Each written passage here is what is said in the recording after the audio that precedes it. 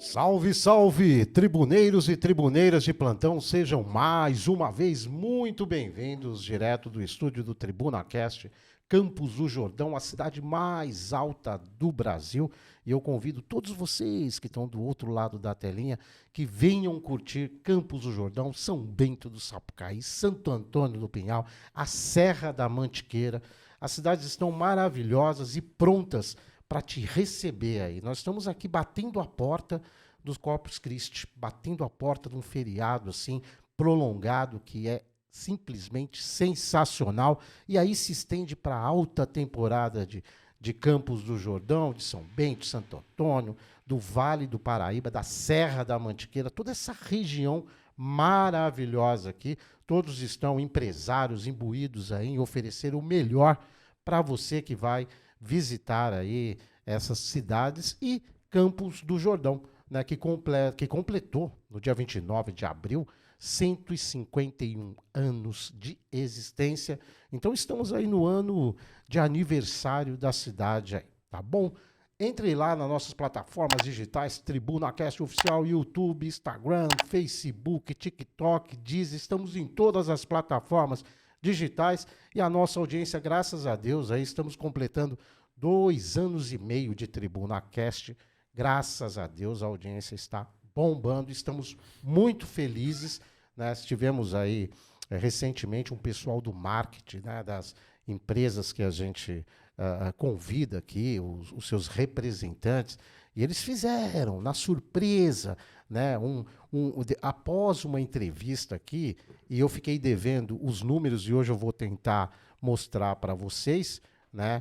E nós não estamos aqui nos vangloriando, não, é que é muito trabalho pela frente, então nós somos aí, recebemos um parabéns das empresas, né, porque eles têm um marketing próprio, são vinícolas, né, são empresas da área da construção, enfim, vários segmentos que estão aí medindo justamente aqui a nossa audiência e obrigado a todos vocês aí que nos acompanham.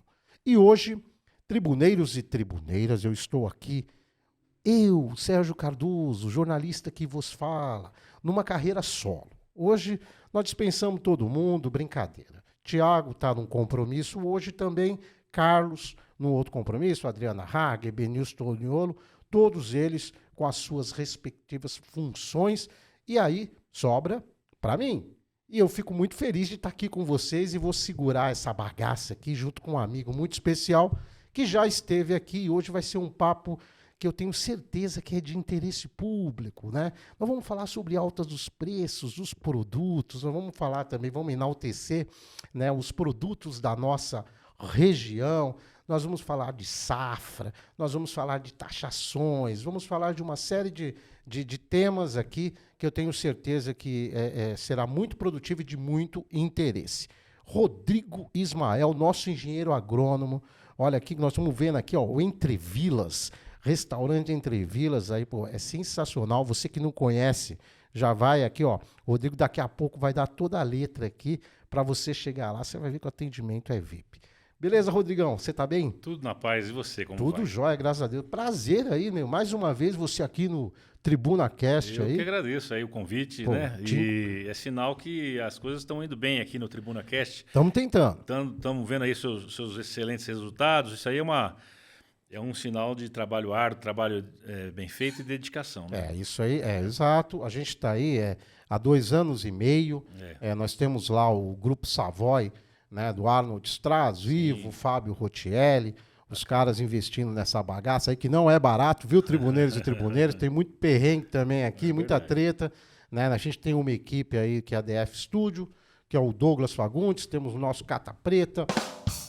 O Cata Preta, ele dá uma caprichada lá quando fala o nome dele. Tem também aí os nossos apresentadores também, que é o Benilson Toniolo, o Marcel Straz, o Carlos Rosa, a Adriana Hager, o Nuno Coelho, entre tantos outros aí que vêm aqui para nos ajudar, né, a compor esse time. E a gente fica muito feliz. E Rodrigo, é um lance gostoso, cara, porque mais do que qualquer questão de monetização, Sim.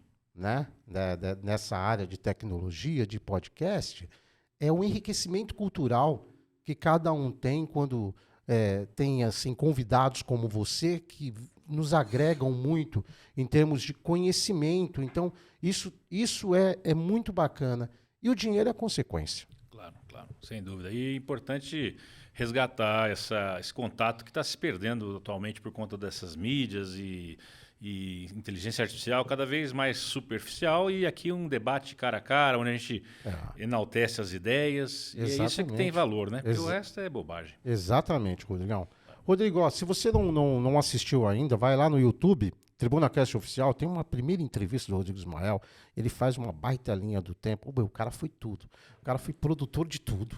O cara, ele foi garoto propaganda, né? Eu sempre falo do Banco Itaú, né? Aqui o cara, ó, é estrela, é modelo aqui, entendeu? Né? Garoto propaganda do banco, né? Um grande amigo nosso. Então vai lá, se você quiser conhecer um pouco a história do Rodrigo Ismael, da família, todo esse legado, toda essa trajetória lá, já está lá nas nossas plataformas digitais. Porque hoje, Rodrigo, eu queria mudar o roteiro, eu queria popularizar o negócio aqui. Tá uma grande preocupação, a gente não está comendo picanha. A gente não está comendo picanha todo domingo. Eu pensei que a gente ia começar a comer picanha, a fazer churrasco, entendeu? Que as famílias estariam só picanha, não ia ter outro tipo de carne, não. Então, Rodrigão, pô... Abóbora, não. Não, abóbora não, mas picanha. Então tá bom. Rodrigo, você como um especialista no assunto, estudioso, né, de toda essa questão do agronegócio, toda a questão da agricultura, enfim, por que nós estamos aí? Por que os valores, os produtos, né? E todos, não vou falar só a questão da carne, não, mas vou falar do ovo, vou falar café. Tá tudo muito caro. Você vai nas gôndolas do mercado, você tem um susto. Não dá para você fazer mais uma compra. A dona de casa lá, o assalariado, não consegue se manter com a sua família com um salário. Né? 2 salários mínimos, vai tudo ali na compra e nem tudo que quer comprar por conta dos preços assim altíssimos dos produtos. Claro. Antes de pensar na questão da valorização, né, dos produtos agrícolas, dos alimentos em geral, é preciso falar da desvalorização da nossa moeda também, né? É preciso entender que o real se desvalorizou aí nos últimos 20 anos, né? Desde a sua criação, né, mais de 7, 8 vezes o poder de compra, né? Então a gente tem uma moeda desvalorizada que antigamente R$100 comprava, hoje R$20 não compra. Então, isso é um efeito da moeda, da desvalorização da moeda. E também a gente percebe que alguns alimentos, não todos, teve realmente uma oscilação muito, muito forte em função de algumas questões. Primeiro, as questões climáticas, que a gente, por exemplo, 1 ano atrás, 2 anos atrás, nós tivemos problemas evidentes de chuva, enchente no sul do país, que contribuiu para baixar bastante a produção de determinados produtos, principalmente do trigo, que alguma coisa era produzida no Brasil, a maioria é importado. Arroz, né, também abaixou muito a produção. Outra questão, a própria uva dos vinhos, lá caiu muito a produtividade dos vinhos do Rio Grande do Sul, enquanto que nas outras regiões no Sudeste nós temos enfrentado problemas de calor em excesso, e eventualmente alguns problemas de falta d'água em determinados locais de produção também. Então esses problemas, por conta dessa questão, né, de mudanças climáticas que a gente está percebendo, que isso é bastante controverso em função de teses que está tendo ou não aquecimento global, a gente percebe que sim, existe de um tempo para cá uma oscilação muito drástica no clima. Então, ora a gente está tendo invernos muito fortes, ora verões extremamente quentes. Então, essas amplitudes, né, obviamente, elas vão prejudicar o equilíbrio da produção. Então, isso obviamente vai gerar uma oferta menor, que vai acarretar em preços inflacionados. Tem outra questão também, que o Brasil é um produtor, é um celeiro agrícola, produz diversos produtos, como a gente designa como commodities, né, que são produtos básicos, né, a carne, o óleo, enfim, o suco de laranja, tudo isso o Brasil é extremamente líder em produção mundial. E com essa abertura de mercado, com essa globalização, a gente fica nesse jogo de exportar. Se o dólar está alto, é melhor exportar do que vender no mercado interno. E a gente acompanhou que o dólar teve bastante alto, né, nos últimos anos, continua alto, né, em função dessa questão do cambial. E a gente tem, então, obviamente, as empresas grandes, que têm maior acesso à logística de exportação, preferem estar exportando do que vender no mercado interno. Isso vai diminuir a oferta do produto interno. É só você ver, por exemplo, o caso do café. A gente tem, o Brasil sempre foi exportador de café, e de um tempo para cá o café, além de ter diminuído a produção em função dessas questões climáticas, geada, seca, calor extremo, ano passado contribuiu com uma queda de mais de 20% na safra. A gente teve o quê? A China entrando no mercado de consumo de café, né? A China era conhecida como tomadora de chá, como sempre foi, né? Chinês bebe chá e tal. Aí fizeram, assim, algumas empresas do ramo fizeram um trabalho muito forte de marketing, divulgação, para entrar os seus produtos de café no mercado chinês e deu muito certo. O chinês adorou e passou a ficar viciado em café. Isso é uma coisa de 10 anos para cá. Então você imagina o tamanho daquela população que não bebia café e passou a beber café. Então isso coincidentemente, uma produção menor no Brasil, um aumento do consumo internacional, os estoques mundiais do café se baixaram assim, a níveis inéditos. Isso gerou uma previsão de preços altos na Bolsa de Valores para muito tempo, o que a gente está vendo, né? O café na Bolsa de Valores hoje passou já R$2.000 a saca, um negócio que não tem precedente, né? Então, a gente citou o caso do café, mas você tem a carne também, né? A carne, muitos países importando a carne brasileira por questões de qualidade, porque hoje o Brasil é um dos grandes players mundial na questão da carne. E com essa questão das taxações aí que a gente vai comentar eventualmente mais tarde, abriu mais ainda as portas para as nossas empresas exportarem para a China, por exemplo, que antes estava importando dos Estados Unidos, né? Então, com essa guerra cambial, toda essa questão de mercado, a gente está tendo muito problema de oferta. A oferta caiu, o preço sobe. Então, isso não tem milagre. A gente vai ter, e não vai ser tão cedo que isso vai melhorar. Mas, Rodrigão, tudo bem, entendo, assim, tecnicamente, assim, aliás, tribuneiros, uma aula aqui, hein? Uma aula aí sobre o aumento dos preços dos alimentos aí, para você aí que é sempre um consumidor nato. O duro é falar para Dona Maria. Dona Maria tá lá, chega no mercado, aquela expectativa, né? Dona Maria, o seu José, chega lá, os salários, vamos fazer uma compra aqui. O duro é a gente explicar para esse pessoal aí, né? O preço alarmante do café, do arroz, da abóbora, do pimentão e tal. Esse que é complicado, Rodrigo. É verdade. É como, né, andaram falando por aí, que era para substituir determinados produtos, né? Mas assim, além de substituir, né, a carne por abóbora ou o que seja assim, na verdade a gente tem que entender o seguinte: é preciso fazer substituição, sim.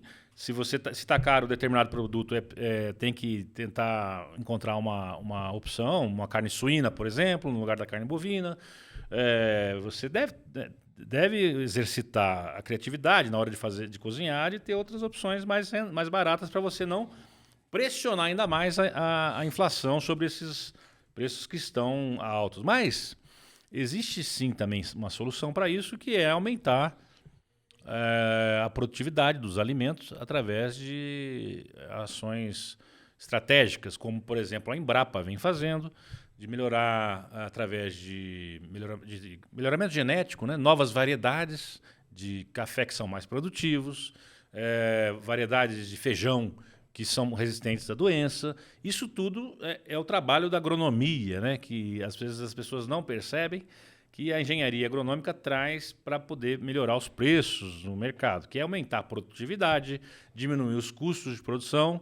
Quando você tem uma variedade que é resistente à doença, uma variedade que é muito mais... que o produto dura muito mais na prateleira.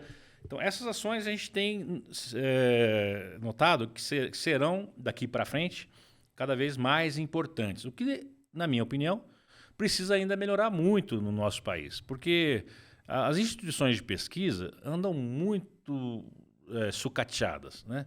A Embrapa mesmo, é uma empresa maravilhosa, mas não tem recurso, eles têm defasagem de verba, eles não têm aporte financeiro do governamental para investir em novos profissionais, contratar mais gente, fazer novos investimentos em campos de pesquisa. Um outro exemplo aqui no estado de São Paulo, a gente tem o Instituto Agronômico de Campinas, que foi referência no mundo em melhoramento de café. As únicas variedades de café que tem no mundo hoje, a grosso modo, né, vamos dizer assim, são brasileiras, né? O Catuai, Mundo Novo, o Arara. Essas variedades foram desenvolvidas por programas de melhoramento, né, muitos deles no IAC, que é um instituto paulista, né? E hoje a fazenda está sendo leiloada a preços ridículos, né, uma vez que não estão dando conta de manter essa instituição. Mas olha só, o patrimônio genético que tem ali de cafés, de variedades, que poderiam dar segmento nesse melhoramento de variedades para novos produtos, vai ser perdido. Isso tudo vai virar algum shopping center, vai virar algum polo de empresarial, e essa fazenda vai deixar de cumprir o seu papel social, que é o mais importante, que a gente precisa muito investir hoje em genética.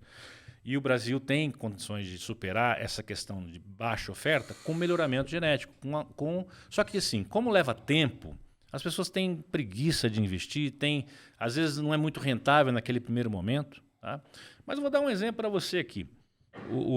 Tem um empresário famoso, o Eike Batista, que todo mundo conhece, que fez o que fez lá naquela questão do petróleo e tudo mais, que se perdeu, inclusive. É um visionário. Acabou sendo preso e tudo mais, mas hoje ele está aí no mercado. Novamente. Não deixa de ser visionário.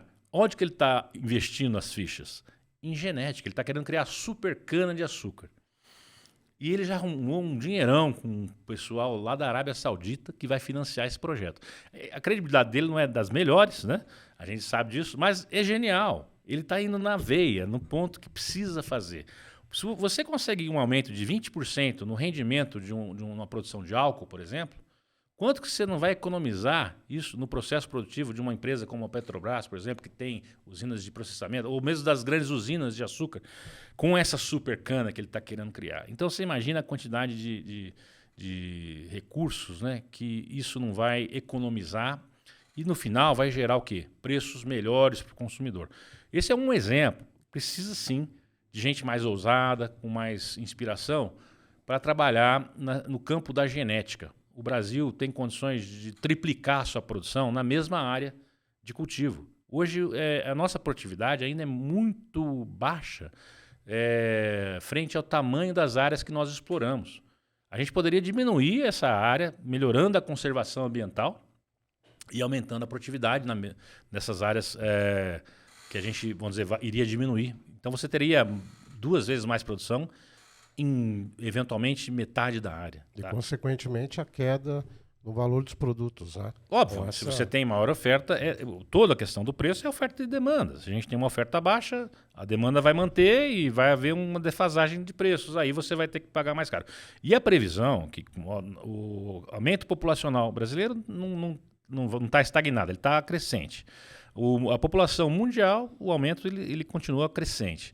Então, esse aumento da demanda, e aí os novos mercados, como a China, a própria Índia, consumindo produtos que outrora não consumiam, vai ocasionar ainda maior deficiência nessa oferta, que vai aumentar os preços. Então, a previsão de acomodar, isso não vai acontecer.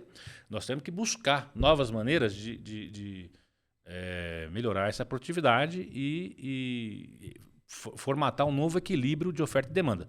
Isso só vai acontecer, não é aumentando a área, não é desmatando, não é entrando na Amazônia, né? Não é indo para Marte, é aumentando a produtividade por hectare. Como que faz isso? Simplesmente com pesquisa. Perfeito. E pegando o gancho aí, você falou de China, Índia, tal, eu não poderia deixar de perguntar com relação aí ao nosso Trump, né? Que veio com uma bomba aí logo quando assumiu aí, né, a presidência dos Estados Unidos aí com relação às taxas, né? E ali a briga é feia, né? Então, a China foi aí mais de 100%, né, taxação dos produtos da China no Brasil, 10%, Sim. né? E aí tá um alvoroço. Então são economistas para lá, economistas para cá, todo mundo falando e ninguém, muitas vezes ninguém se entendendo com relação a isso. E o consumidor perdido. É O verdade. consumidor perdidaço lá, sem entender também absolutamente nada. De uma maneira bem didática, Rodrigo, eu queria saber aí, nossos tribuneiros e tribuneiras, com relação aí a essa, digamos, taxação, né, dos produtos importados aí, em que o Brasil perde e o Brasil ganha? Porque muitos economistas dizem que se o Brasil, né, é, abrir bem os olhos e saber trabalhar bem isso, pode se beneficiar de alguma forma. Já se beneficiou, né? Isso é natural que vai abrir oportunidades para países produtores como o Brasil, exportadores, né? Até porque não precisa ser economista, né, formado em Harvard, ou mesmo com um alto grau de especialização, que o protecionismo é uma das piores medidas que se pode adotar numa economia doméstica, né, num país. Isso é um mecanismo antigo que se usava aí em determinadas épocas já há muito tempo atrás, que provou-se que não dá certo. Num primeiro momento, pode até gerar um benefício para as empresas daquele país, né, protegendo as empresas perante os produtos importados, uma vez que o produto importado vai ficar mais caro e vai favorecer a indústria nacional.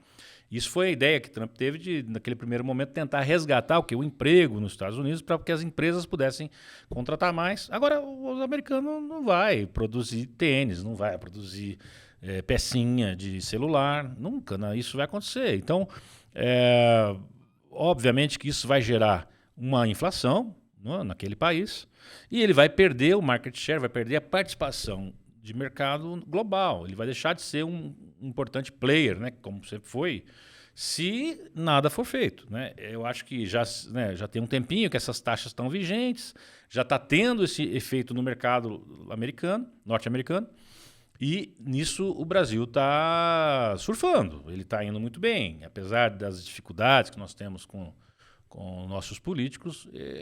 O Lula teve agora, né, na China, eles não estão perdendo tempo. É preciso fazer negócio, é preciso aproveitar esse momento e conquistar novos mercados. Vai ser bom para a gente poder exportar mais. Isso pode gerar um problema maior de preços no primeiro momento para a população. Então, ainda mais a importância de se investir em pesquisa, em maior produtividade, né?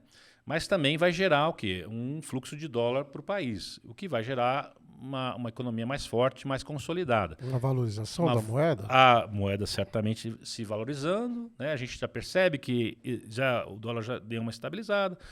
Bom, é uma questão muito simples, né? De macroeconomia. Então, assim, foi uma jogada errada, não há dúvida que essa política do Trump está defasada. Não consigo ainda visibilizar se tem algum trunfo nisso. Eu acredito que não. Por mais que a gente raciocine, não consigo ver nada de bom nessa política de taxas. As próprias empresas norte-americanas, elas estão sendo diretamente afetadas. Os empresários lá já estão, né, louco. completamente revoltados com essa política. Até quem apoiou o Trump mesmo, o próprio Musk, as big techs, né, que são hoje estão sendo desfavorecidas por conta que está tudo montado lá fora. Então, quer dizer, vai chegar tudo muito mais caro para o mercado norte-americano. Então, assim, por que isso é bom para nós? Nós vamos aumentar a nossa participação no mercado global. Mas, voltando naquela conversa que a gente teve, do aumento das exportações pode gerar uma falta de produto no mercado interno. E aí nós temos aí mais aumentos pela frente. Um risco de manter os preços ainda mais altos, né, o que pode ser compensado por uma moeda mais forte. Mas é preciso trabalhar investimento em melhorias na produtividade, melhorar a qualidade dos nossos alimentos, diminuir o desperdício em toda a cadeia de distribuição. O desperdício no Brasil é um negócio absurdo. Quando você produz uma tonelada de grão, né, seja ele qual for, feijão, arroz, né, vai se perder mais de 30% até chegar no mercado. Por quê? Por conta das ferrovias, dos transportes, dos entrepostos. Isso tudo acaba tendo muito desperdício de alimento. E esse é um fator realmente muito importante para se considerar em tempos vigentes. Nós temos que diminuir todo tipo de perda e aumentar a produtividade. Então, investir em pesquisa, em melhorias nas nossas genéticas, nas nossas variedades, né? A gente teria condições de equacionar esse abastecimento que tem tudo para ficar defasado com esse aumento de exportação imediato. E melhorar a logística, né? Sem dúvida. Nós temos um problema muito sério, que boa parte da produção nossa é distribuída por caminhões, que é completamente assim, ineficiente do ponto de vista de energia. Não é? A questão do desperdício, como eu já lhe falei, o custo hoje de um frete é extremamente alto, porque você numa ferrovia poderia levar 30, 40 vezes mais, né? De carga num único módulo de transporte, né? E a gente tem essa defasagem de malhas ferroviárias no Brasil, que já é uma carência antiga, que isso precisaria ser resolvido através de obras de infraestrutura, além de novas também rodovias que fizessem um escoamento melhor, né? Não estou nem falando de estrada, né? Qualidade da estrada nossa, que é um não estou dizendo aqui no estado de São Paulo, que a gente está... Sim, mas se pegar aquele lado de Minas Gerais, Goiás, Mato Grosso, não vou nem falar mais na região norte, o caminhão não chega. Então, quer dizer, isso tudo precisava ser melhorado. Maravilha. Tribuneiros e tribuneiras, hein? Ó, você vê... Sabia que vocês iam gostar aí da nossa resenha aqui. Nós estamos tendo uma aula do engenheiro agrônomo Rodrigues Mael. É economista também, viu? Economista, mas ó, abre o olho aí com os preços. Eu acho que você vai ter realmente aí, por enquanto, eu espero que não tão distante assim, você volte a comer aí a famosa picanha ou... Nós vamos ter que fazer um churrasco de abóbora. Nós estamos aqui no abóbora. Entra lá. Enquanto isso aqui, enquanto o Rodrigo vai abrindo aqui, ó. Rodrigo, ele caprichou hoje, porque eu encontrei o Rodrigo Ismael aqui ao lado, aqui, Tribuneiros, para quem não conhece, aqui nós temos ao lado aqui, vou fazer um merchan aqui do Pão de Açúcar. Encontrei o Rodrigo. Falei, Rodrigo, você precisa ir lá pra gente fazer uma nova resenha e tal. Ele falou, eu levo o vinho. Falei, então tá aqui, ó. Promessa cumprida, entendeu? Do Rodrigo Ismael, direto do Entre Vilas. O restaurante você vai amar. Nós temos aqui, ó, ele vai falar, depois ele vai fazer uma apresentação aí sobre os vinhos aí, como é que foi feito, produzido isso aí, que tá bem, bem legal lá. Vale a pena você que ainda não conhece o Entre Vilas, mas que já conhece, volte, porque é muito bom e vai ser recebido pelo Rodrigo também. É chefe de cozinha, né? Porque tem uma sorte dele que ele mesmo produz. Ele vai lá, ó, ele faz para você lá o que você quiser. Entre lá nas nossas plataformas digitais, TribunaCast Oficial, YouTube, Instagram, Facebook, tem uns shortzinhos lá no YouTube, tem vários cortes bacana, várias novidades para essa terceira temporada do TribunaCast. E vamos lá nesses vinhos aí, Rodrigo, o que você trouxe aí pra gente? Vamos abrir vamos deixar os tribuneiros com água na boca aí. Apresenta naquela câmera esse vinho, por favor. Olha só. Olha lá, vamos lá. Aqui, Sérgio, eu trouxe para você 2 vinhos da nossa produção. Nós temos em torno de 8 ou 9 rótulos lá, diferentes, né? Com as uvas que nós cultivamos no local. Legal. O vinho é feito lá, a gente tem uma própria vinícola, né? E nós fazemos vinhos naturais. O que é vinho natural? Opa. Vinho sem adição, sem produto enológico, sem sulfito, sem conservante. É uva e basta. Maravilha, o vinho que se hein? fazia antigamente, o vinho que se tomava, né, desde os tempos antigos. Com a família. E não é um vinho produzido, alterado, para ficar no gosto do consumidor. É um vinho que nasceu como ele deveria ser. É um vinho que é uma expressão do nosso terroir, é uma paisagem engarrafada. Não tem nada de perfume nele, não. Gostei. Uva e mais nada. Que bacana, A gente trouxe aqui para você um Shiraz, que é um das uvas mais comuns na região, que é uma uva que realmente tem sido bastante apreciada pelos vitivinicultores, dada a sua robustez, rusticidade e resistência ao nosso clima. E trouxe também um Pinot Noir, que é uma uva bem mais delicada, uma uva que produz vinhos mais leves e mais difícil de ser cultivada também. Então, aqui tem 2 extremos, né? Um vinho bem leve e um vinho bem intenso. É para você desfrutar. E vamos, Qual eventualmente... o que você sugere aí? Olha, Vamos lá, faz as honras, faça as honras Para aí. mim, Vamos lá. é indiferente, né? Eu acho que todos têm... Qual que é que você falou?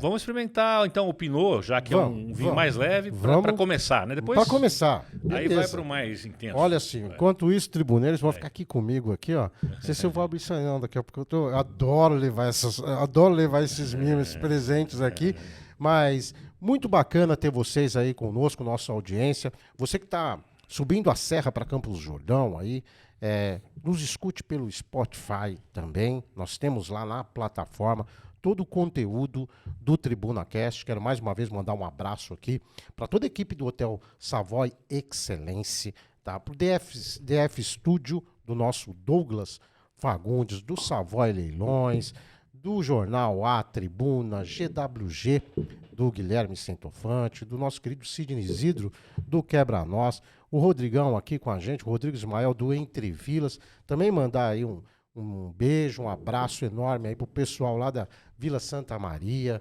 nossos parceiros aqui também. Estivemos recentemente aí com o Guto Carbonari, foi um papo muito bacana. Inclusive, Rodrigo, o Senac, nós tivemos aqui um papo com o pessoal aqui do Senac, né?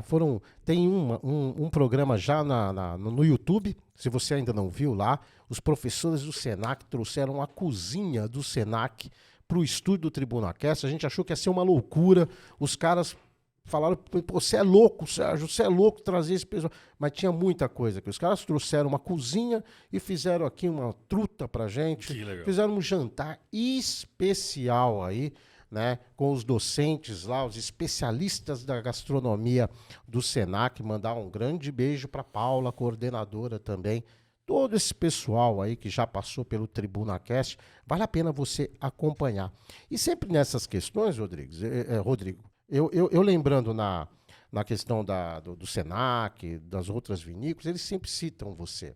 Né? É muito bacana isso. Cita a questão do slow food. O Senac mesmo falou que você foi o cara que, olha, deixou isso aí famoso aí em várias épocas aqui. E o pessoal está seguindo essa tendência. É muito bacana esse reconhecimento, né? Muito, muito. O Senac, sem dúvida, foi crucial para a gente também no desenvolvimento inicial, porque a gente fazia cursos, fazia dia de campo, e sempre o Senac esteve participando, né, desses eventos que nós fazíamos, para justamente criar essa consciência da produção artesanal, da valorização dos produtos locais, e eles passaram a imprimir isso na própria rotina de educação dos alunos. Então, hoje, os chefes que são formados no Senac já vêm com essa mentalidade, né, de valorização do local, do produto local. Então, sem dúvida, o Senac foi crucial para essa ideia, essa vertente, né, do turismo, da gastronomia se tornar uma realidade hoje, né? Hoje, vários restaurantes, vários projetos já têm essa filosofia de valorização do produto local, que faz muito mais sentido, né, do que você tentar imitar uma comida suíça ou uma comida francesa, sendo que você está aqui na Serra da Mantiqueira e tem maravilhas, né, para se explorar, né? Enquanto isso, vamos aqui, tribuneiros, olha, saúde, vocês estão com água na boca aí, saúde, muito obrigado. Saúde. Aqui estamos, esse aqui então é o? Esse é o Pinot Noir, né? Vamos lá. É um vinho bem leve, bem sutil, né? Percebe que tem muito bom, muitas frutas vermelhas. Muito mesmo, hein? Parece um suquinho de framboesa. Como é que tá a produção lá? A produção tá boa lá, das frutas vermelhas? Tem uns morangos, assim, desse tamanho, um negócio bacana. Lá a gente investe em genética. Nós temos um melhoramento genético nosso e a gente tem variedades lá que nós mesmos desenvolvemos. O que tem lá? Fala lá pra gente. Desenvolvemos uma variedade que chama Samba, que é uma variedade de framboesa, que é o dobro do tamanho da framboesa comum. Dura 3 vezes mais que uma framboesa comum. E, além de ser 5 ou 6 vezes mais produtiva que uma framboesa comum. Aquilo que eu te falei, a genética hoje, ela pode te dar avanços, né, que você nem imagina.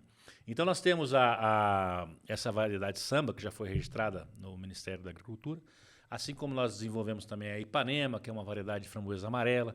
A gente está agora desenvolvendo mais umas 15 novas variedades de frutas vermelhas no nosso laboratório. Nós temos um laboratório de micropropagação, né? E aquilo que eu falei para você, num pequeno espaço de área, você pode desenvolver grandes feitos para a agricultura brasileira. Você não precisa de ter tecnologia, você basta ter o tempo a seu favor e ter um foco onde você quer chegar.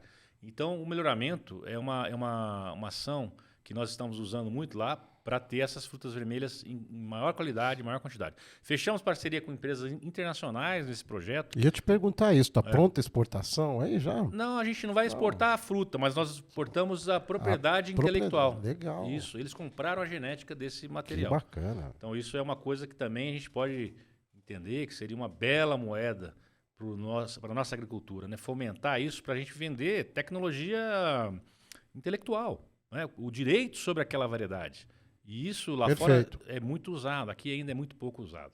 Ah, é? No Brasil. Bacana isso, hein? Bacana. Então já está vendendo já todo esse conhecimento aí. O pessoal está indo para fora aí, para de certa forma, aí, o que tem aí no seu empreendimento, na sua propriedade, aí o pessoal já está, o pessoal de fora já está... Sim, estamos no radar desse pessoal, Tá né, no das radar. grandes, né? A gente já tem várias parcerias com empresas internacionais, americanas, mexicanas, chilenas, e a gente já fez, assim, participou, né, de desenvolvimento, inclusive outsourcing, né, levando tecnologia para eles lá fora, na Colômbia, em Portugal. É tudo assim, hoje esse mercado é muito dinâmico, Sérgio.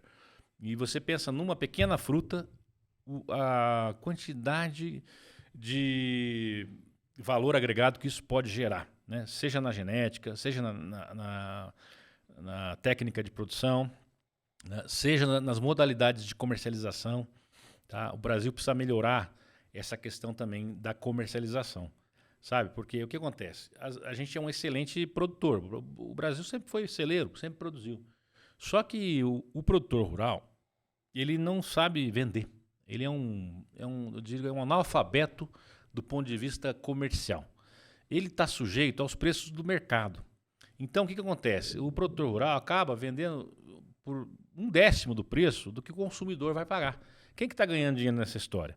São os atravessadores, que usam da cabeça, usam do marketing e agregam valor sobre aquele produto que foi comprado por preços irrisórios. Se hoje o produtor tivesse acesso ao produto na origem, não teria essa dificuldade em comer a picanha no final de semana, nem tampouco o café, porque os preços praticados pelo produtor são muito baixos, né, perto daquilo que se é vendido na ponta. Mas com esses intermediários, a tendência é a elevação dos preços dos produtos quando chega na mesa do consumidor. Né? Mas então, é isso que tem que ser. Quem que tem que ganhar nessa história? O consumidor e o produtor, não Sim. o intermediário, certo? É, claro. Então, quem tem de direito é quem está pagando e quem está vendendo, e não aquele que fica simplesmente comprando e vendendo, intermediando essa história.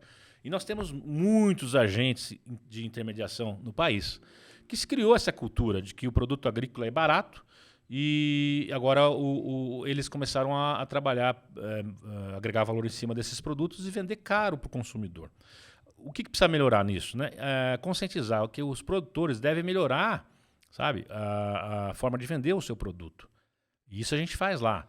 Por exemplo, a gente não vende nada lá no nosso sítio em sacas ou em caixas, né? Como se vende nos Ceasas da vida. A gente vende em taça e em prato. Então a gente tem um restaurante que tudo que produzimos é vendido já transformado em valor agregado como alta gastronomia. A gente vende a uva que nós produzimos em vinhos, né? A framboesa que a gente produz, a gente vende em genética ou vende em geleias ou sucos para os nossos clientes. De uma forma que a gente tem o quê? Uma agregação de valor muito maior que se eu tivesse que sair vendendo, batendo de porta em porta o produto. Então, o produtor rural precisa saber ganhar dinheiro na produção, agregando valor na sua produção. E nas questões, Rodrigo, de incentivo, de maquinário, de produção, entendeu? Porque nós temos pequenos produtores ali que rezam por uma boa safra, né? Que não tenha nenhum problema com relação a questões climáticas naquele período, que não perca, né, todo aquele resultado. Tem incentivos para esses produtores rurais, assim?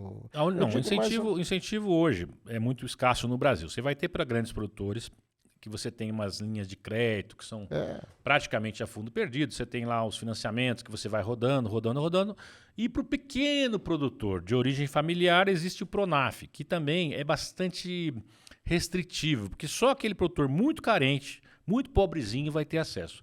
Um produtor que tem algum nível de escolaridade ou que tem alguma fonte de renda além do sítio, ele não pode ser elegido para o Pronaf, o que eu acho isso uma besteira. Aí você cai no Pronamp. Só que o Pronamp é uma burocracia, Nossa, as linhas já são muito maiores, então, quer dizer, a gente não tem acesso a crédito. Esse é um outro problema que incorre no quê? Na falta de produtividade. Isso vai gerar preço lá na frente, né? Porque o cara vai pegar crédito mais caro e vai acabar onerando a produção. Então nós não temos assim nenhuma linha de incentivo. A única coisa que existe é a linha de seguro agrícola, mas também é muito restrito para determinados produtos e determinadas regiões. Porque se fala muito em agronegócio, né? Que o agronegócio o Brasil sustenta o país. O Brasil né? é agrícola, não tem o que discutir. Agrícola. Mas assim, seria... podemos dizer que o produtor, aquele mais carente, aquele que tem muita dificuldade, né, no manejo aí da sua terra, do seu local, da produção, ele se enquadra nesse agronegócio? Porque me parece uma coisa... Só a palavra já é gigante, né? Agronegócio. O agronegócio é tido como vilão. Não é vilão. A questão é a seguinte, é que ele produz e vende de uma forma muito profissional. Então, assim, essa produção basicamente vai para exportação ou entra no hall de produtos básicos da cesta básica, né, do nosso país. Então, assim, mas o que gera realmente importância? É a agricultura familiar, que gera 70% do alimento consumido no país. Então, é mais 70% a responsabilidade da agricultura familiar, que é a que menos é atendida por benefícios, por financiamentos, mesmo por seguro, né, o seguro da produção, por conta das intempéries climáticas. Né? Então, a gente realmente fica refém de uma boa política de apoio a essa agricultura. É isso que está errado. O Brasil é agrícola e não se investe em apoio ao agricultor. Você veja na França, por exemplo, lá uma vaca, né, um boi, ele tem em média 1.500 euros por ano de subsídio. Quer dizer, o cara ganha 1.500 euros do governo a fundo perdido para ter aquela vaca, simplesmente. Tá? Isso é protecionismo disfarçado. Então, quer dizer, ele não está taxando o produto, mas ele está protegendo lá a produção dele, subsidiando a produção, certo? Então, assim, a gente aqui, vou dar risada, né? Você recebe nada, você tem que pagar imposto cada dia mais imposto. Exatamente. Então, assim, lá eles são inteligentes e protegem o setor rural de maneira que conseguem, inclusive, distribuir a população, não ficar só na cidade, ter mais emprego no campo, não ficar cidades super populosas, né? E essa era uma política que funcionou há muito tempo e ainda funciona na Europa, nos Estados Unidos também. Lá eles recebem subsídio para produzir, entendeu? Então, assim, o Brasil, além de não ter subsídio, ele é taxado, ele é tributado fortemente. Por isso é que nós somos muito competitivos lá fora. Porque a hora que você vai no jogo igual para igual, o brasileiro acaba ganhando, né, em preços, né, e entrega mais produto pelo mesmo valor. Por isso que o Brasil hoje está sendo um grande player mundial nas exportações. Mas, por outro lado, quem que é penalizado nessa história? O homem do campo. Tanto é que hoje a agricultura tem um êxodo, né, rural ainda muito forte. Ninguém quer ficar no campo, né? Todo mundo quer ir para a cidade. Porque a vida no campo é difícil. A vida no campo não tem estradas boas, não tem atendimento de saúde de qualidade, você não tem... realmente, a margem é muito pequena do produtor rural, ele não consegue ter uma garantia financeira que faz com que ele possa se perpetuar ali ou ter a sua família algum tipo de interesse em permanecer naquela fazenda, né? Isso quando a gente fala em agricultura familiar. Tá? Que é 70% da produção de alimentos. Não estou falando do agronegócio. O agronegócio se mantém sozinho, porque ele é atrelado à Bolsa de Valores, ele tem já o financiamento uma série de coisas, dos bancos, que já financia, já tem a garantia, e aquilo ele só faz a conta quanto que ele vai ganhar. Está tudo certinho, né? O agronegócio nunca vai... Não, ele sabe quanto que ele vai ganhar, porque ele tem o seguro também, o seguro agrícola, que se caso tiver um granizo, o seguro vai cobrir. Você faz a conta, fecha... Ele beneficia os grandes. Isso, exatamente. Né? É isso. E o pequeno produtor, ele fica à sorte, né, do clima, a sorte de se vai conseguir vender a safra para o intermediário e também a falta de mão de obra, que é uma grande realidade hoje no campo, porque todo mundo está indo para a cidade. Em busca de uma melhor infraestrutura, digamos, né? Não, Saúde, educação, exatamente, enfim, vai em busca de um futuro, né? um Porque futuro, né? a comunidade rural hoje ficou renegada. Aqui, hoje é o contrário, aquele que não consegue o emprego na cidade, aquele que não tem educação, ele acaba indo para o campo tentar alguma coisa lá. Então, assim, eu diria que a pior mão de obra possível vai parar no setor rural. Enquanto que devia ser uma mão de obra qualificada, uma mão de obra boa, né? Tivesse escolas de capacitação desses jovens, né, de comunidades agrícolas, mas não tem. Infelizmente, a gente ainda é muito competitivo, mas é uma questão de sorte. E dá para fazer aí uma análise ou uma observação a respeito dos produtores aqui da região, do entorno Claro, da Serra da Mantiqueira. A gente tem, claro, claro. assim como conversamos com muitos empresários aqui É. da região, né? Tivemos aqui empresários que trouxeram, fizeram questão aí para enaltecer aí a produção, né? Os produtos da Serra da Mantiqueira. Nos trouxeram aqui, tribuneiros. Eu adoro quando os caras vêm e trazem assim, pãozinho, queijinho, e uma série de outras coisas assim que deixa a gente aqui, ó. A gente não sai daqui, a gente termina o programa e fica quase o dia inteiro comendo isso. E eles, justamente para a questão de tentar valorizar ao máximo, a gente tem cozinha da Mantiqueira, a gente tem o pessoal, tem restaurantes envolvidos e tudo mais. Como é que tá aí como é que tá os nossos produtores aqui da região? Campos foi considerada, a região de Campos do Jordão, São Bento do Sapucaí, Santo Antônio, foi considerada a capital da fruticultura de clima temperado nos idos de 1950, 60, na época do governador Adhemar de Barros e tal. Isso consagrou a cidade como produtora de pera, de cenoura, de batata, de framboesa. A framboesa foi introduzida no Brasil antes mesmo de ter no Chile, para você ter uma ideia. Foi na década de 50. Né, as fazendas antigas ali, Belfruta, Baronesa von Leitner, tinha esse histórico de produção de frutas de excelente qualidade, além de produtos de alto valor agregado. E isso se perdeu, né, durante muito tempo, porque deixou de ser competitivo produzir aqui na montanha. Porque a gente tem relevo acidentado, tem a questão ambiental, que limita áreas de produção. Nós temos uma escassez de mão de obra terrível, porque está todo mundo nas cidades. Até a área urbana da cidade, hoje é uma área que ficou expandida a ponto de ficar inviável. Você ter que pagar IPTU para produzir uma área agrícola. E também por simples questão de produtividade. A gente tem um clima severo, de um inverno muito frio e um verão muito chuvoso. Então, esses fatores fizeram com que a gente deixasse de ser agrícola por muito tempo. Recentemente, né, a gente lembra de quando começou esse movimento, em 2004, 2005, a gente começou a ver esse movimento acontecendo, mas com uma outra que não era a produção agrícola em si. E a questão do agroturismo, né? Então, você produzir determinados produtos agrícolas, mas com o foco no quê? No turismo. Não produzir para sair vendendo para o Ceasa ou para abastecer mercados e tal. Então, e realmente isso vem dando muito certo. E a gente, inclusive, propaga isso com os nossos clientes, amigos, que a gente quer ajudar a fazer algum projeto. A gente sempre fala assim, olha, tenha em mente que o foco da agricultura aqui ela tem que ser para o agroturismo. Não adianta você querer sair produzindo hortifruti para sair vendendo, que não vamos ter condições de competir com o Cinturão Verde de São Paulo, com Minas Gerais, com Paraná. E sim, produzir de uma forma com que a gente consiga agregar valor numa geleia, num suco, num sorvete, num vinho, num azeite bem elaborado, para o turista poder comprar diretamente de você, sem intermediários. Isso está funcionando. Está dando muito certo isso, Está dando muito certo. Tá bacana. É o que acontece hoje.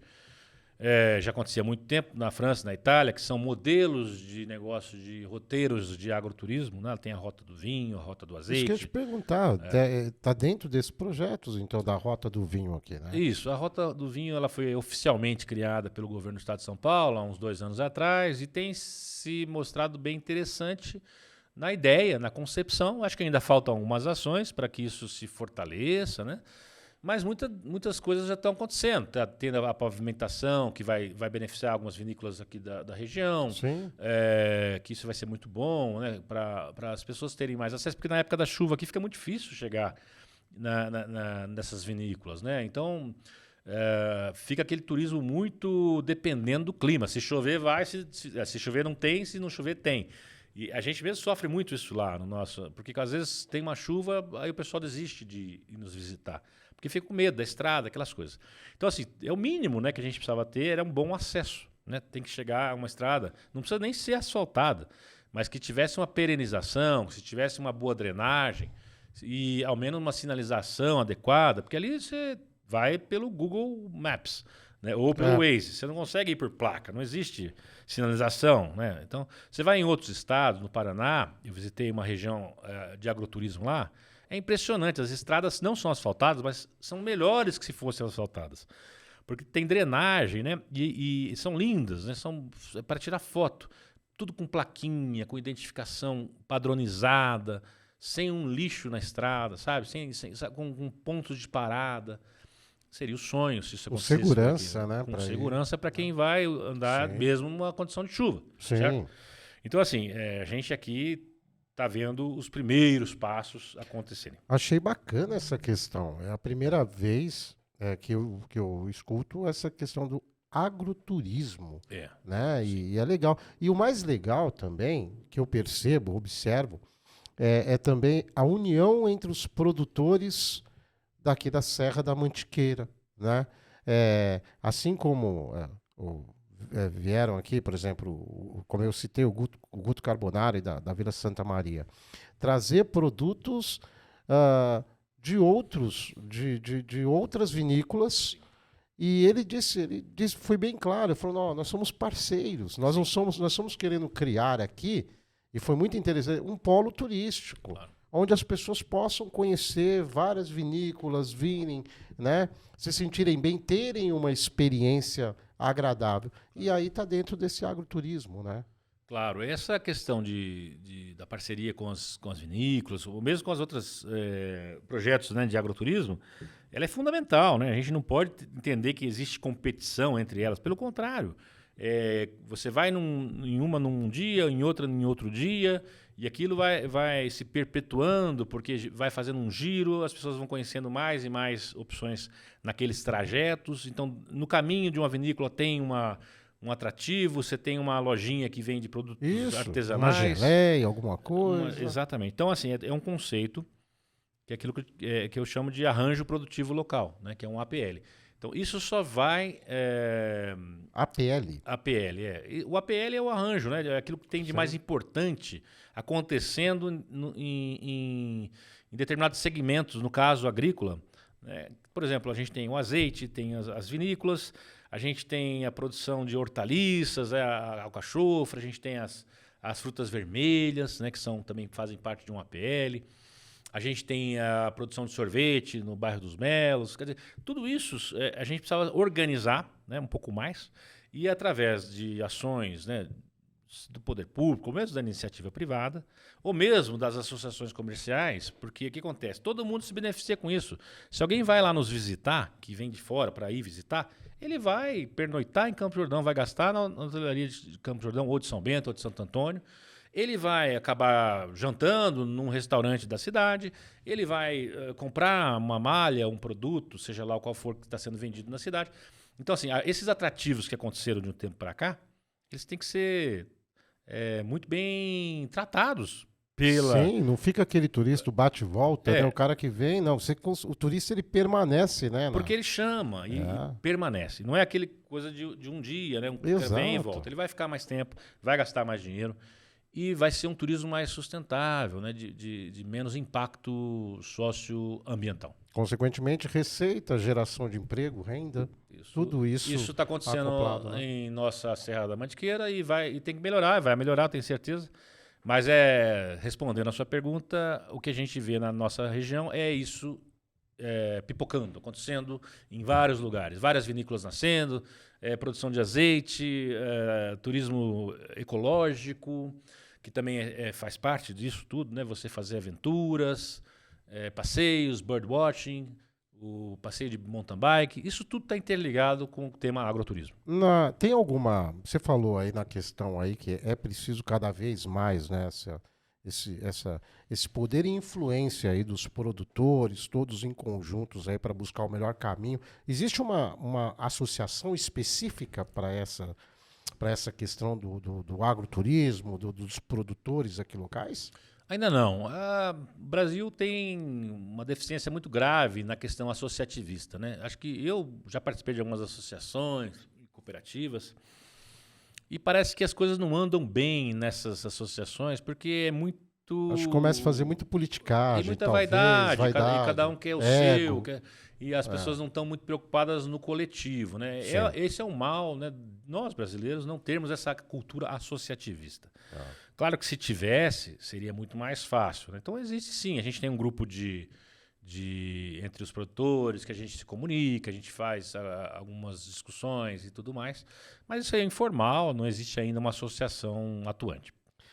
Tribuneiros e tribuneiras de plantão, estamos aqui quase no finalzinho, aqui com essa aula do nosso engenheiro agrônomo, Rodrigo Ismael, proprietário aí da Entrevilas. Ó, você não foi ainda, meu amigo, você não sabe o que você está perdendo, mas venha, que nós estamos agora chegando aí a Corpus Christi, feriadão maravilhoso, cidades bombando aqui na Serra da Mantiqueira, Campos Jordão, São Bento, do Sapucaí, Santo Antônio do Pinhal. Venha participar aí, ó. Eu tô aqui na base do vinho. Não pense que eu vou embora, não. Eu vou terminar essas garrafas aqui com o Rodrigo Ismael, com o Cata Preto. Cata Preto tá lá no operacional. Cata Preto falou, eu quero um pouquinho e tal. Entendeu? E a gente tá tentando ainda avisar, dar um sinal. Espera um pouquinho aí que você vai degustar aqui um vinho maravilhoso aqui. Produção Entrevilas. Só uva, né? Uva. E basta. Uva e basta. O negócio aqui, e ó, é maravilhoso. Rodrigão, fala mais um pouquinho aí do nosso restaurante Entrevilas, lá, de tudo lá. Você já falou de algumas framboesas, frutas vermelhas, tal. O que mais lá? Vamos lá, o que o turista... Nós estamos chegando aí, ó, alta temporada, já estamos, ó, em alta temporada de inverno aqui, de Campos Jordão, de São Bento, Sapucaí, de Santo Antônio do Pinhal, né, da Serra da Mantiqueira, dessa lindíssima, maravilhosa Serra da Mantiqueira. O estúdio aqui fica localizado em Campos do Jordão, na cidade mais alta do Brasil. O que o turista agora? O turista está chegando agora lá no Entrevila. O que ele vai encontrar? Ele vai encontrar uma fazenda que ele vai poder percorrer, caminhar pelas plantações, ver como que se produz. Vai encontrar uma vinícola no local que produz vinhos para atender o restaurante que ele vai almoçar. Então a gente não tem uma vinícola para vender vinhos para terceiros ou vender vinhos só. A gente vende para o nosso restaurante. Então o nosso restaurante ele é abastecido com vinho produzido no local, o que traz uma exclusividade muito bacana, né? Porque a gente fala que a gente não é uma vinícola que tem um restaurante. É o contrário, a gente é um restaurante que tem uma vinícola à disposição. Isso. Então ele vai ter esse vinho exclusivo, vai ter, obviamente, pratos feitos por grandes chefes formados aqui pelo Senac e que também usam da sua criatividade para poder usar aquela produção sazonal que nós temos, que aquilo que tem mais fresco lá na produção da semana.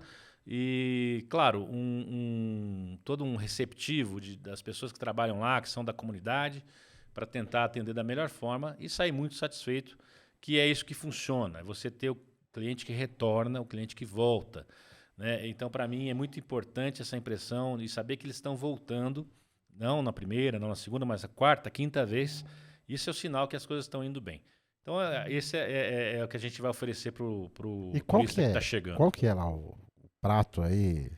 Olha, mais disputado. Eu sei que lá eu já. Uma infinidade, né? De opções. Tive ali, né? Eu já almocei lá, viu? Tribuneiros e tribuneiros. Adorei muito lá, entendeu? Eu sei que tem vários pratos. Você vai realmente gostar muito lá do restaurante Entrevilas. Além do tour, né? Que vai fazer lá, de conhecer. Rodrigo vai estar lá, entendeu? Como chefe também lá de cozinha, preparando para você aí com o maior prazer. Mas, cara, o que o pessoal pede lá? Quais os pratos? Deixar o pessoal com água na boca agora. Tem muitas opções, mas os pratos tradicionais que sempre tem lá, são de massa, a gente tem o nosso nhoque de mandioquinha com gorgonzola daqui do sul de Minas. Opa! E molho de gorgonzola. E tem um leitãozinho, né? Que a gente tem um fornecedor aqui de São Bento que fornece um leitão de excelente qualidade pra gente, criado solto.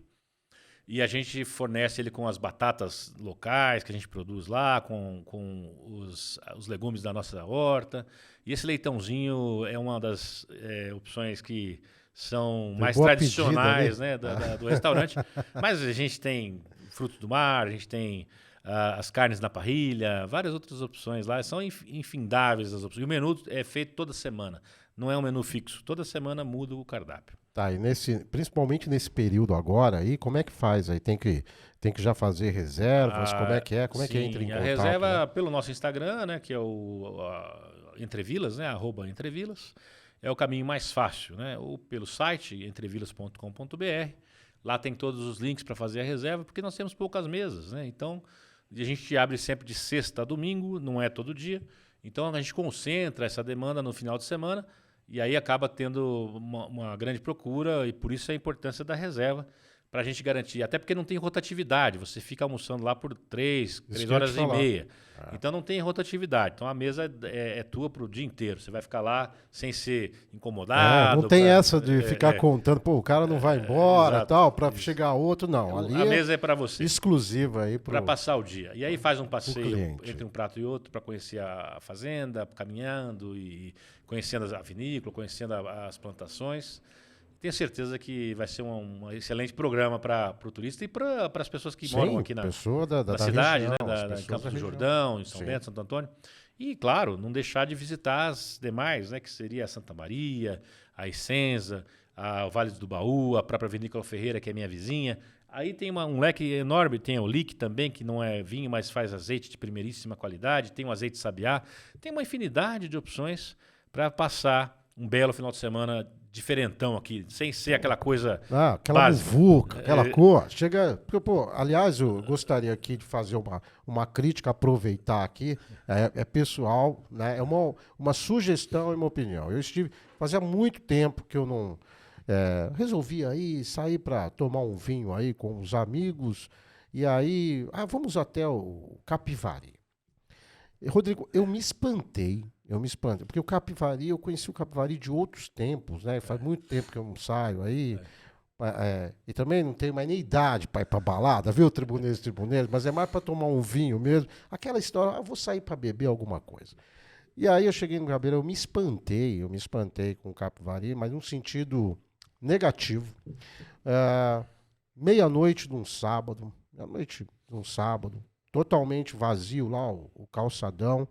Os restaurantes ali estavam com meia luz, poucos clientes, poucos turistas, né? Nós entramos num restaurante onde era uma bateção de cadeira, quase expulsando as pessoas que já estavam lá. Isso era 00:30, né?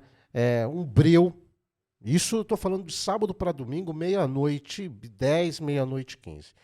Eu me espantei com o que fizeram com o Capivari, que antes era considerado aí, ainda um principal cartão postal de Campos do Jordão, mas que, olha, empresários, eu valorizo, e nós aqui, do Jornal A Tribuna, do TribunaCast, valorizamos muito vocês, nós somos parceiros de vocês. Então, vai uma sugestão, abram os olhos. Nós temos várias cidades do nosso entorno que estão trabalhando muito bem com essa questão do turista, de estender um tapete vermelho para o turista.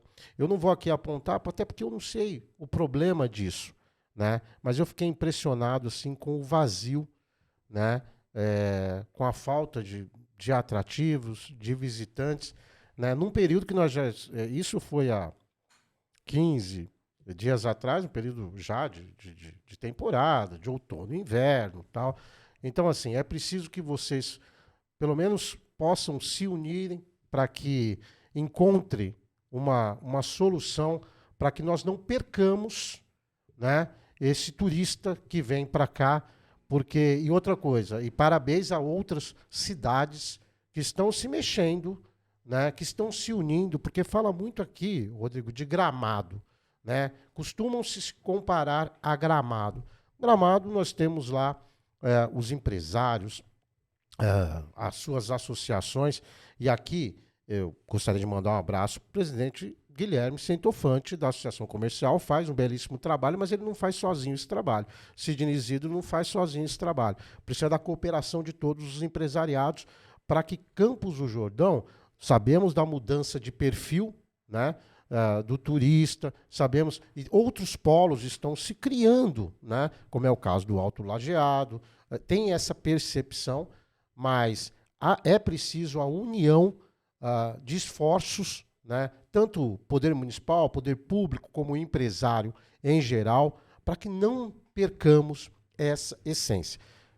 Temporada, alta temporada, é maravilhoso. A cidade por si só de Campos do Jordão, nós vamos estar vendo aí um congestionamento tremendo de carros, entendeu? Nós vamos estar vendo, sim, o Capivari lotado.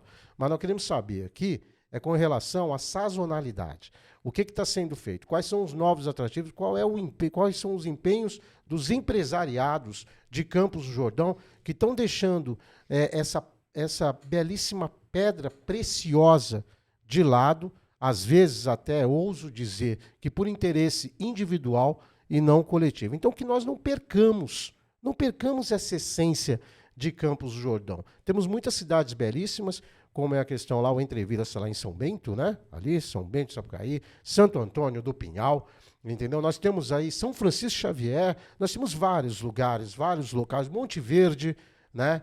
Que estão aí se empenhando, né? E se empenhando muito para que estenda esse tapete, para que saibam receber o turista, seja de qualquer classe, né? Aqui costuma dizer, não vem mais o turista AA. Não, vem sim. Vem o turista A, B, C, vem todos os turistas. A gente tem que ter um tratamento bacana. E outra coisa também, isso aí está acontecendo em Gramado. Campos do Jordão, tem um monte de gente no Capivari lá, oferecendo um monte de produto para você, incomodando o turista, é apartamento compartilhado, é isso, é aquilo, ô chefia, ô doutor, porra. Vamos dar um tempo. Tem restaurantes que estão puxando o turista para o cara entrar no restaurante. Vamos nos conscientizar para que a gente possa fazer de Campos do Jordão, completou 151 anos, tem aí esse projeto de 150 mais 15, que realmente ele tem o seu papel de destaque, como sempre teve, né? E as outras cidades aí, o parabéns por estar sabendo trabalhar em conjunto, né? Com os comerciantes unidos e associações todas unidas, mas não para encher o bolso só de um, não. É para que a cidade em si ela possa se perpetuar, para que o cidadão local possa se orgulhar. E aí sim a gente vai entrar naquele mérito de dignidade, de pertencimento, mas a gente tem que cuidar do turista, cuidar do nosso povo. Eu me estendi um pouco aqui, né, para que seja uma sugestão para que o comerciante de Campos do Jordão não pense só no próprio umbigo, que ele possa, de certa forma, pensar no coletivo. Aliás, já passou da hora de pensar no coletivo. Assim como as vinícolas que nós temos, a Entrevilas, Vila Santa Maria, a Essenza, assim como tantos outros produtores estão se unindo e trabalhando em conjunto para um bem maior, né? Assim eu faço esse apelo aos comerciantes. Desculpa, Rodrigo, estender, né? Mas é que eu realmente, Rodrigo, eu me impressionei. Eu sei como é. Eu me impressionei com a... Parecia uma cidade fantasma, bicho. O negócio... Tá triste. A gente teve essa impressão recentemente também. Não tá nada legal. Né? Não tá nada legal. Rodrigão, então, mais uma vez aí, Entrevilas, como é que faz lá? Reserva, porque tem que reservar já deve estar lotado lá, Tribuneiro. Você que está chegando agora, vai lá, reserve já, vai lá, Entrevilas. Rodrigo vai te receber lá, o cara vai, trocar uma resenha com você, tranquilo. Como é que é lá? Vamos lá. Entrevilas.com.br ou pelo Instagram, @Entrevilas. Rodrigão, muito obrigado aí, muito obrigado por tua presença. Espero que você retorne sempre, né? As portas do TribunaCast estão abertas aí. Sempre que me convidar, vou estar por aqui. E foi, assim, um papo bacana. Eu espero que você tenha gostado da audiência, mas é importante saber por que o preço, por que dessa elevação do preço em vários produtos, né? Mas espero também, estou brincando aqui, a gente está brincando, espero que você não faça um churrasco de abóbora e sim sempre de picanha. Obrigado, Rodrigo, obrigado, audiência, tribuneiros e tribuneiros. Não esqueça de entrar nas nossas plataformas digitais. Obrigado, Cata Preta, nosso comandante. Até a próxima terça-feira aí com muitas, mas muitas novidades aqui do TribunaCast.